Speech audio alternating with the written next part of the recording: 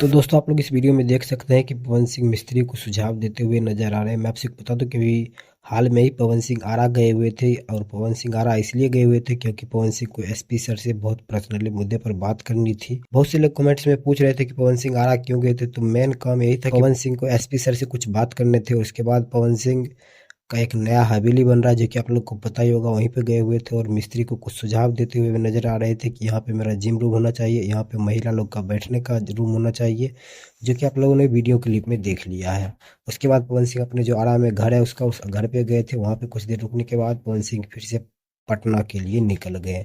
तो मैं आप सभी को बता दूं कि पवन सिंह आरा खास करके एसपी सर से मिलने गए थे। हालांकि क्या बातचीत हुई नहीं हुई, जैसे ही कोई अपडेट आएगा तो मैं अपने इस चैनल के माध्यम से आप सभी को जरूर दीजिएगा। अपने भाई के इस चैनल को सब्सक्राइब करके जरूर रख लीजिएगा। अपने दोस्तों के साथ इस वीडियो को शेयर जरूर कर दीजिएगा। मिलते किसी अगले अपडेट के साथ, तब तक के लिए बाय।